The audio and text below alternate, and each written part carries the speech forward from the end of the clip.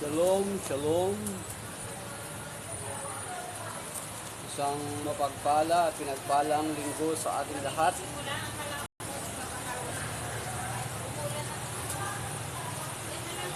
Gusto ko ngayon share sa inyo yung second reading of today's reading sa Catholic Church. Isang maulan na umaga.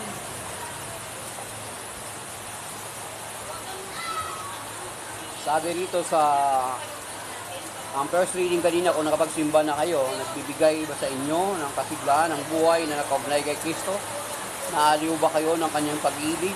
May pagkakaisa ba kayo sa Espiritu Santo? Kayo ba'y may nadaramang hangarin na tumulong sa iba? Kung gayon, lubusin ninyo ang aking kagalakan, maghari sa inyong pagkakasundo, mabuklod kayo ng isang pag-ibig, at maging isa kayo sa puso't diwa. Huwag kayong gagawa ng anumang bagay dahil lamang sa hangad inyong matanyag. Bagkus magpakababa kayo at huwag ipalagay na kayo'y mabuti kaysa iba. Ipagmalasakit ninyo ang kapakanan ng iba, hindi lamang ang inyong sarili. Magpakababa kayo tulad ni Kristo. Sabi niya, kahit siya ay Diyos, hindi siya nagpumilit na manatiling kapantay ng Diyos. Sa halip ay kusan niyang binitawan ang karapatan niyang ito at namuhay na isang alipin. Ipinanganak siyang tulad ng isang paniwang tao. Siya'y nagpakababa at naging masunurin hanggang kamatayan. Oo, hanggang kamatayan sa krus. Kaya naman siya'y itinampok ng Diyos at binigyan ng pangalan higit sa lahat ng pangalan. Ano pat ang lahat ng nilalang na nasa langit at nasa lupa at nasa ilalim ng lupa ay manipluhod at sasamba sa Kanya, at ipapahayag ng lahat na si Jesucristo ang Panginoon sa ikarangal ng Diyos Ama. Yan mga kapatid. So sa introduction, dito sa Philippians chapter 2 verse 5, malinaw na ang Panginoong Jesucristo, magpakababa kayo katulad ni Kristo na kahit siya ay Diyos. Yan siya ay Diyos. Sabi dito ni San Pablo, tahasan na sinasabi ni San Pablo, na siya ay Diyos, hindi siya nagpumilit na manatiling kapantay ng Diyos, sa halip ay kusa niyang binitawan ang karapatan niyang ito at namuhay na isang alipin, ipinanganak siyang tulad ng isang karaniwang tao.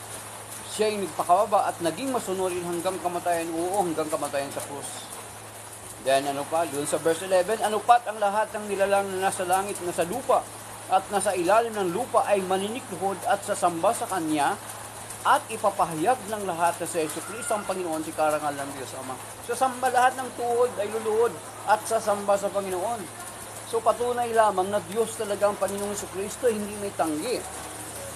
Brother, sasabihin mo, paano naman yung verse na nagsasabi dun sa kiniklaim lagi ng Iglesia ni Cristo, si John chapter 8 verse 40. Bakit ninyo ako babatuhin na taong nagsasaysay sa inyo ng katotohanan?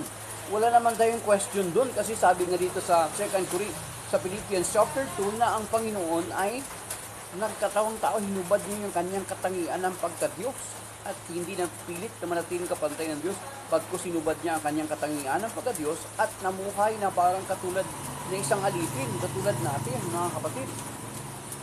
Diba? So, very clear. Then, pagdating dito, sa verse 11, na lahat ng tuhod ay maninikluhod at sasamba sa Kanya.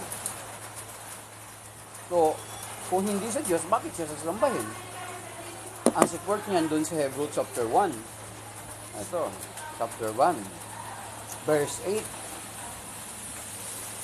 Ngunit tungkol sa anak, ang Diyos ang nagsasalita rito, ang Ama. Ngunit tungkol sa anak, sinabi ni San Pablo yun, na tao, kasi nagkatawang tao ang Panginoon Kristo para ipamagitan tayo sa Ama. Para ipagkasundo tayo sa Ama. Kaya nga nagkatawang tao yan sa Philippians chapter 2. Yan, mga kapatid. So wala nang ulan, kaya uwi na kami. And shalom, yan lang po ang iwan ko sa inyo. Basahin niyo po ang buong aklat ng buwan. Huwag kayong magpamanipulate sa ministro ninyo.